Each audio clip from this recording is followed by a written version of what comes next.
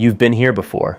Maybe it was a gym membership you used for 3 weeks, a journal you filled for 4 days, a diet that lasted right up until the first Friday night with friends. And then, nothing. Just another version of yourself standing in the same spot, wondering what's wrong with you. But here's what nobody tells you. Nothing is wrong with you.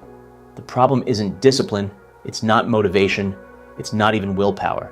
Although, that's what everyone blames first. The real problem is something quieter, something most people never stop long enough to actually see. And that's exactly what we're going to get into today. Not the habits themselves, but the invisible system underneath them. The thing that's been running your behavior long before you made a single conscious choice. If you've started over more times than you can count, stay with me. This one is for you. Let me ask you something. What did you do this morning before you even thought about what you were doing? You reached for your phone, made coffee the same way you always do, sat in the same chair, maybe checked the news, or didn't, but either way, you followed a path your body already knew by heart. That's not a coincidence. That's architecture. Your brain, this 3-pound machine that somehow runs everything, is obsessed with one thing above all else. Efficiency. It doesn't want to waste energy on decisions it's already made before, so it packages repeated actions into automatic sequences, and then it stops thinking about them entirely. Scientists call this habit formation, but I'd call it something more honest. I'd call it surrender. Not the bad kind, the necessary kind. The kind your brain decided on your behalf long before you had any say in the matter. Here's how it works, and I want you to really sit with this, because once you see it, you can't unsee it. Every single habit you have, good or bad, empowering or destructive, follows the exact same 4-step loop. It starts with a cue. Something in your environment catches your attention. It could be a time of day, a place, a feeling, an emotion you don't even fully recognize yet. Just a small signal that tells your brain, something is about to happen. Then comes the craving. Not the action, the desire for the action, the anticipation. That low hum of wanting that starts in your chest before you've even moved a muscle. This is the engine. This is what actually drives you forward. After that comes the response, the habit itself, the behavior, the thing you do or don't do that has become so practiced your hands know it before your mind does. And finally, the reward, the relief, the satisfaction, the small hit of something that tells your nervous system, yes, do that again. Remember this, file it away. Cue, craving, response, reward. That's it. 4 steps, running on a loop thousands of times a day, mostly without your permission or awareness. Now here's where it gets uncomfortable. That loop doesn't care what's inside it. It doesn't care if the response is a morning run or a cigarette. It doesn't distinguish between journaling and doom scrolling. The mechanism is identical. The brain just follows the pattern because the pattern is familiar, and familiar feels safe, even when it's slowly costing you everything. This is why you can know with complete clarity that something is bad for you and still do it anyway. It's not weakness, it's not failure. It's just a loop that hasn't been redesigned yet. Think of it like a river. Water doesn't choose its path. It finds the lowest point, the easiest route, the channel that's already been carved out by years of flow. And the longer it runs that way, the deeper the groove gets. The harder it becomes to redirect. Your habits are that river, and you've been standing on the bank, blaming the water. The men and women I've spoken to over the years, people in their 40s, 50s, 60s, they don't fail at habits because they're lazy. They fail because they've been handed the wrong tools their entire lives. They were told, just try harder, want it more, wake up earlier, be more disciplined. But discipline is not a foundation. Discipline is a bridge you burn through fast, especially when life gets heavy, and after 40, life has a particular kind of weight to it. You've buried people. You've rebuilt yourself more than once. You know what exhaustion actually feels like? What you need isn't more effort. What you need is a different map. And that map starts with understanding something most people skip right over. The fact that your environment is not neutral. It never was. I want you to think about someone you know. Someone who always seems to eat well, exercises consistently, reads, sleeps at a decent hour, doesn't seem to fight themselves over it? You've probably thought at some point, even if you'd never say it out loud, what's different about them? And the honest answer might surprise you. It's usually not character. It's not genetics. It's not some rare and extraordinary discipline that was given to them and not to you. It's their kitchen counter. I'm serious. Stay with me here. What's sitting on your kitchen counter right now? Because whatever it is, that's what you're going to eat tonight. Not because you decided to, because it's there. Because your eyes found it before your brain had a chance to make a real choice. This is what most people completely miss when they try to change. They focus on motivation. They go looking for willpower. They try to want it more, but they never look at the room. They never ask what their environment is quietly telling them to do, hour after hour, without saying a single word. Your environment is not a background detail. It is an active participant in every decision you make. Every single one. The book on your nightstand you haven't opened in 3 weeks, it's not there because you forgot. It's there because something else was closer, something louder, something that required less of you in that moment. That's not laziness. That's just how human beings are wired. We move toward what's visible, what's accessible, what's already in front of us. The brain isn't trying to make the best choice. It's trying to make the easiest one. And it's very, very good at that. So the first real shift, the one that actually changes behavior instead of just intention, is learning to design your environment before your willpower runs out.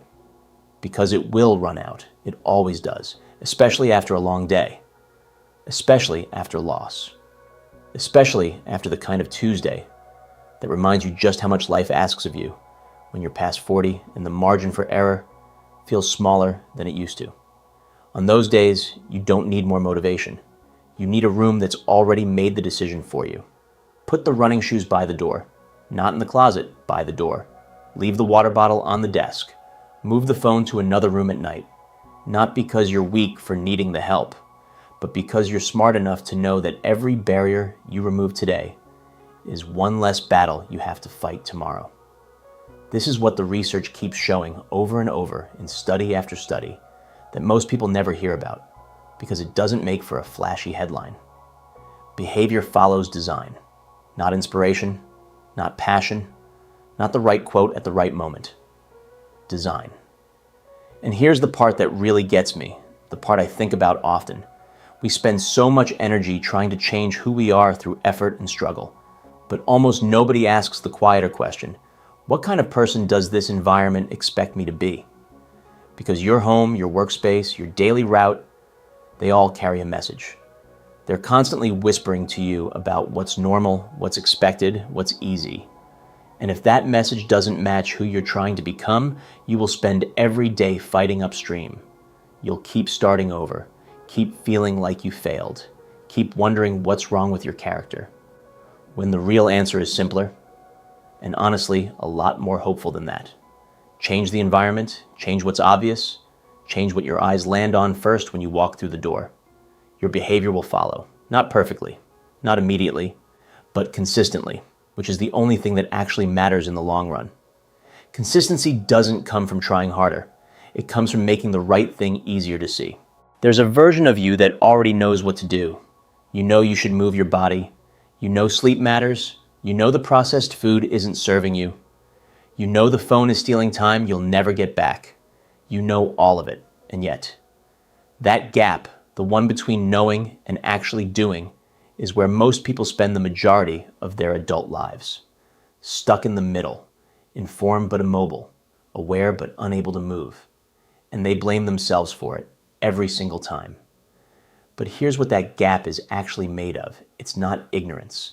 It's not laziness. It's not even fear, although fear plays its part. That gap is made of desire, or more precisely, the absence of it. See, your brain doesn't run on logic. I know we like to think it does. We make our lists, set our alarms, write our goals in fresh notebooks with good intentions. But the engine underneath all of that isn't rational. It's chemical. Your brain runs on dopamine, and dopamine doesn't reward you for doing the right thing. It rewards you for anticipating something you want. That surge, that quiet electricity before the action, that's what actually moves you. Not discipline, not duty, desire. This is why you can scroll your phone for an hour without trying, but struggle to read 10 pages of a book that you genuinely want to finish. The phone has been engineered at a molecular level to trigger anticipation. Every notification, every swipe, every small surprise. It's all designed to make your brain lean forward. The book doesn't do that, not on its own. So what do? You stop trying to be more disciplined about the book, and you start making the book something your brain actually wants to reach for. This sounds almost too simple. I know, but stay with me. There's a technique that behavioral scientists have been studying for years, and when you hear it, you'll probably recognize it from your own life, in places you never thought to look. It's called temptation bundling. The idea is exactly what it sounds like. You take something you need to do, the thing that requires effort, consistency, showing up even when you don't feel like it, and you attach it to something you genuinely enjoy. You only listen to that podcast you love when you're walking. You only watch that show when you're on the stationary bike. You only drink that coffee you look forward to in the morning when you sit down to journal. Now the brain has something to lean into. Now the habit carries a charge. Because here's the truth about human motivation that nobody tells you directly. We don't act on what's good for us. We act on what feels good to move toward. And after 40, this becomes even more important. Because by now, you've earned the right to be honest with yourself. You've tried the hard way. You've white-knuckled your way through enough January resolutions to know that sheer force of will has an expiration date. The question isn't, how do I force myself to do this? The question is, how do I make myself want this? And that's a completely different conversation. I think about a man I read about once, a retired contractor in his mid-50s. Spent his whole working life outdoors, physical, tough. Retired and found himself sitting, gaining weight, feeling something he didn't have a word for at first. Eventually, he named it, drift. He didn't need a gym program. He needed a reason to look forward to moving his body again. So he started walking to a specific diner 3 miles away every Tuesday morning. Coffee, eggs, the same booth by the window. It was the diner he wanted. The walk just came with it. 2 years later, he'd lost 40 pounds. Not because he got disciplined, because he got strategic about desire. That's the shift. From I have to I get to. From obligation to anticipation. Your brain cannot tell the difference between a habit that's good for you and one that isn't, but it can absolutely tell the difference between something it's dreading and something it's leaning toward. So the work isn't to harden yourself against your own nature. The work is to design desire, to attach the right charge to the right behavior, to make the brain believe, truthfully, that moving toward this habit means moving toward something worth wanting, not because you tricked yourself, because you finally stopped fighting yourself and started working with what was always there. Your brain is a living record of everything you've repeated, every thought you've returned to, every fear you've rehearsed. All of it has been etched physically into your neural tissue as pathways. Grooves, channels that signals travel down faster the more you use them. This is not philosophy. This is anatomy. The thoughts that feel most automatic, most like you, are simply the thoughts you've had most often. The mind travels them the way water travels a riverbed. Not because it chose to, because that's where the channel is. The limitations you feel most deeply are not the truest things about you. They are the most repeated things about you. Repetition and truth are not the same. If limitation is built by repetition, so is expansion. The same mechanism that carved the grooves of your fear can carve new ones. Not instantly, but completely. Before it had a name, people called it discipline, the slow, unglamorous work of becoming. There is a part of your brain called the reticular activating system. It acts as a filter between the enormous volume of information the world sends at you and the narrow band your conscious mind receives. Every second, your senses take in 11 million bits of information. Your conscious mind processes around 50. The system decides which 50, based on what you've told it matters, what you've defined as relevant to your survival, your identity, your goals. If you've spent years focused on scarcity, the filter shows you scarcity, not because that's all that exists, because that's what you told it to find. And if you begin, deliberately, to focus on something different, the filter shifts. Things that were always there, opportunities, connections, moments of opening, begin to come into view. You control the input. The filter responds accordingly. Controlling the input requires catching the thought before it catches you. The old pathways move fast. By the time you're conscious of a limiting belief, it has already shaped how you felt, how you responded, what happened next. The conscious mind arrives late to a conversation the unconscious already finished. This is why willpower alone doesn't work. You cannot outmuscle a groove decades deep through sheer intention. Anyone who has tried and failed knows exactly what I mean. What works is repetition in the opposite direction, not fighting the old thought, not shaming yourself for having it, but introducing consistently a competing pattern. A new rehearsal. The old pathway doesn't disappear, but it begins to be used less, and the new one begins to deepen. The mind cannot tell the difference between something you've experienced and something you've vividly, repeatedly imagined. Which means how you rehearse your inner life, the scenarios you return to, the version of yourself you visit most often in private, is not separate from your reality. It is the raw material of your reality. So what you think about when no one is watching becomes one of the most important questions of your life. Not what you say, what you return to alone when the day is over and it's just you and the mind you've been building. Because whatever that mind returns to, that is what it's building toward. Not as punishment, not as reward, simply as mechanism. The mind moves in the direction of its most practiced thought. And you, right now, regardless of your age or history or how many times you've started and stopped, still have the ability to change that direction. Not all at once. One repetition at a time, which is both the most ordinary thing in the world and the most profound.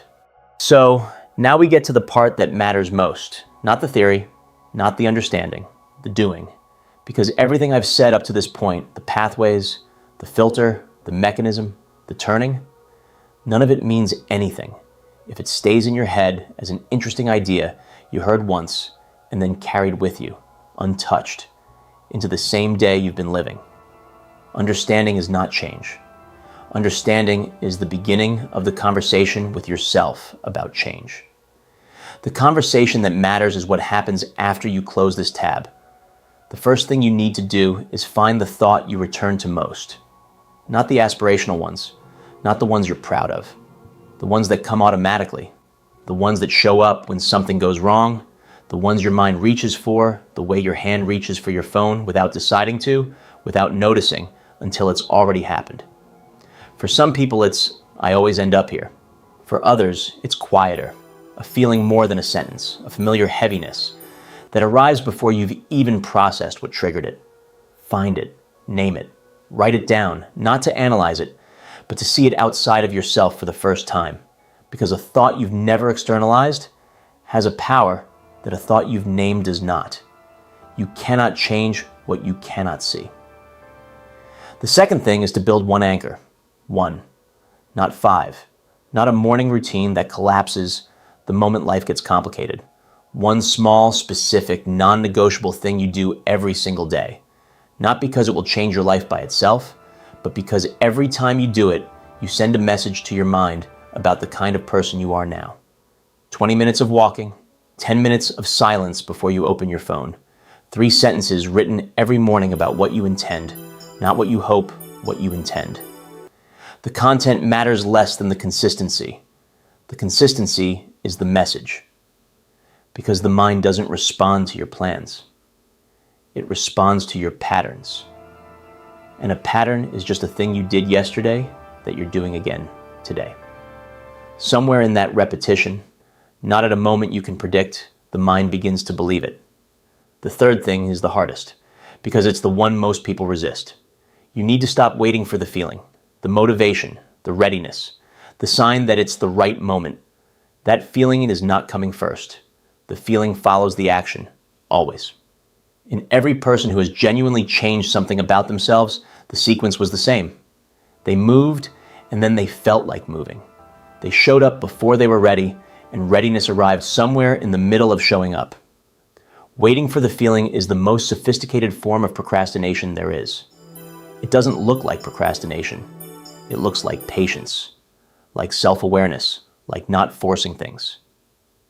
And it will keep you exactly where you are, very comfortably, for the rest of your life.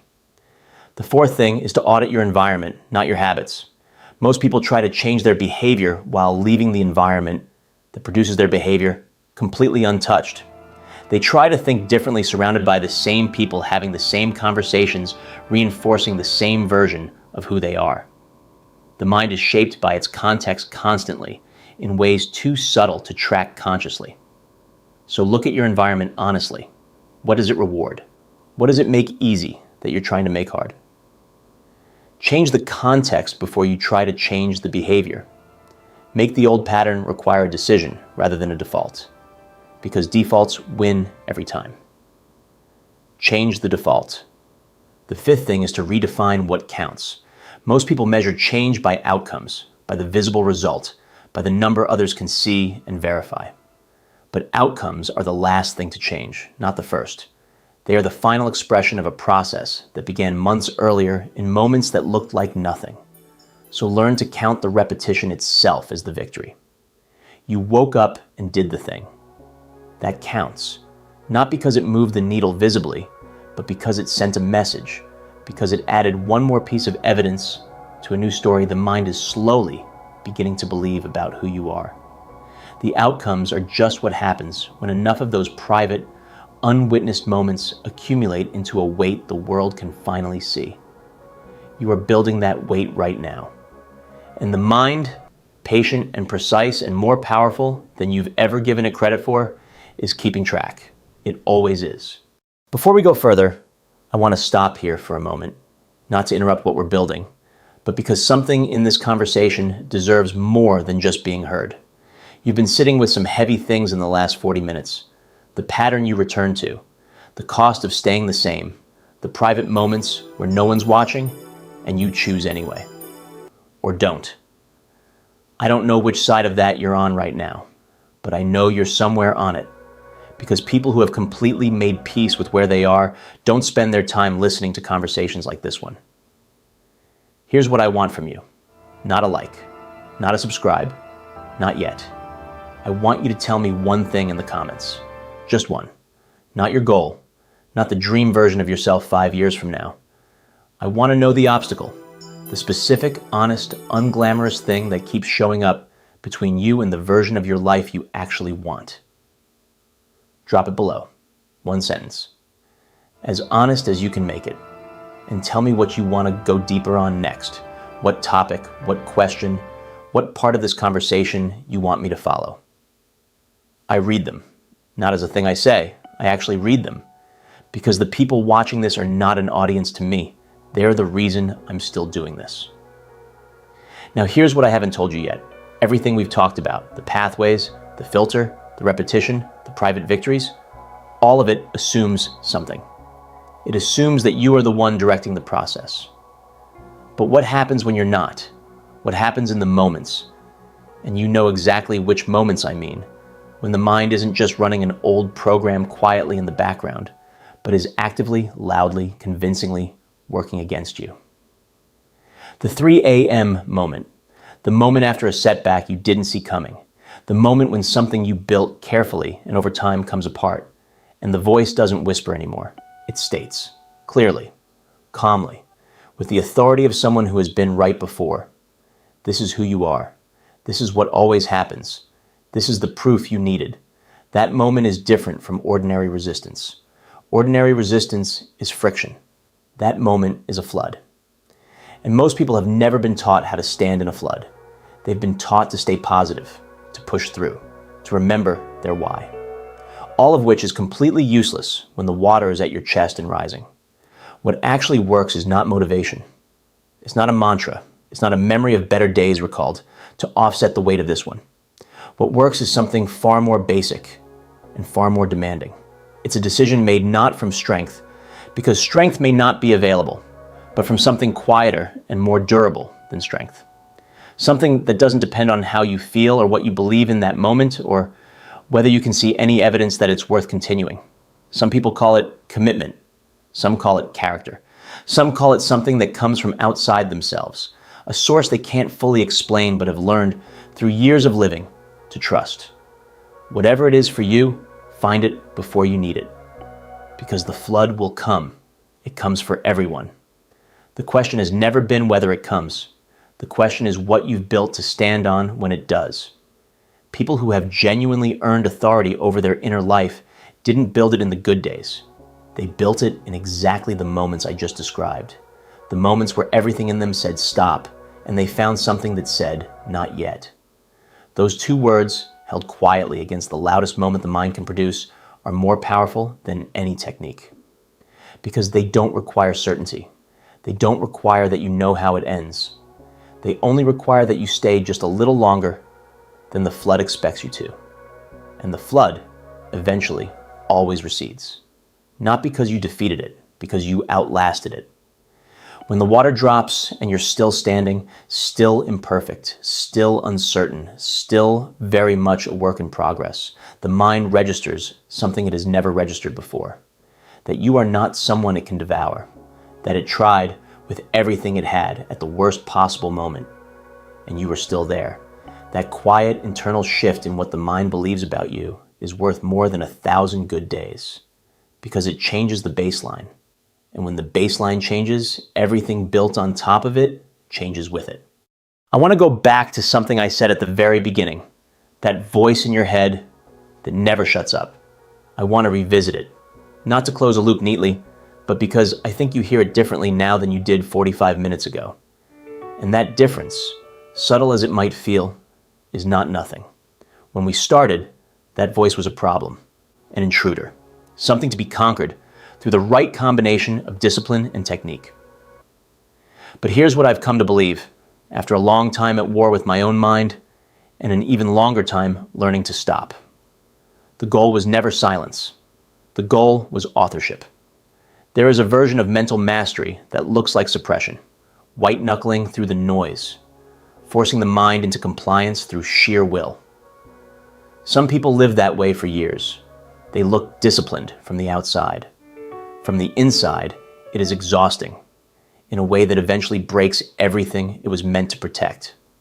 That is not what we've been talking about. What we've been talking about is something quieter, and in many ways, something harder. It's the long, patient, deeply unglamorous work of building a relationship with your own mind, learning its patterns without being enslaved by them, understanding its fears without being governed by them, directing it, not by force, but by the accumulated weight of 1,000 small decisions made in private, made in integrity, made in the direction of who you've decided to become. That is a life's work. I won't pretend otherwise. And I won't pretend there's a version of this journey without seasons of doubt. Seasons where the new pathway feels thin and the old one is right there, wide and familiar and almost comforting in its darkness. Seasons where you do everything right and the evidence is still not visible. In those seasons, I want you to remember one thing. The tree doesn't wonder if the root is growing. It doesn't evaluate its progress daily. It just continues. In the dark, in the cold, in the long silence between planting and the first visible sign of life. It continues because that is what it was built to do. You were built to do this too. Not built to be perfect or fearless or to have it figured out by any age the world decided you should have arrived by, but built at a level deeper than psychology or neuroscience to grow towards something. You have felt that pull, that quiet, persistent sense that there is more available to you than what you are currently living, that the gap between who you are and who you could be is not a source of shame. It is an invitation. The question has never been whether that invitation exists. The question is whether you'll answer it, not loudly, not perfectly, not with your life completely reorganized and your doubts fully resolved. Just honestly, consistently, one unremarkable morning at a time. There is something almost sacred about that kind of commitment, the kind that doesn't wait for conditions to improve or timing to align, the kind that just continues in the quiet, in the private, in the space between who you've been and who you're becoming, where no one can see the work and the work happens anyway. That is where the mind is actually conquered. Not in the moment of victory, in the moment before it, when you had every reason to stop and found something in yourself that wouldn't. The people I've seen change, really change, in ways that last and move outward into everything they touch. They all knew what they were standing on. It wasn't technique, it wasn't information. It was something they trusted, something larger than the noise, something constant when everything they could see and control was uncertain. Find that, or return to it if you've drifted. So here's where I leave you, not with a summary, with one question. What are you going to do tomorrow morning that the person you were a year ago would not have done? Not something dramatic, something small, something true, something that sends a message to the mind that's always listening, always recording, always building the case for who you are. One thing, tomorrow morning, that's where it starts. Not in the grand declaration, but in the quiet act. If something in this conversation stayed with you, I'd like to know which one. Leave it in the comments. And if you want to go deeper on any part of this, tell me that too. The next video comes from you. If you haven't subscribed yet, do it now. Not because it helps the algorithm, though it does, but because the conversations we're going to keep having here are worth being present for. This is the work that matters. You already knew that. That's why you stayed.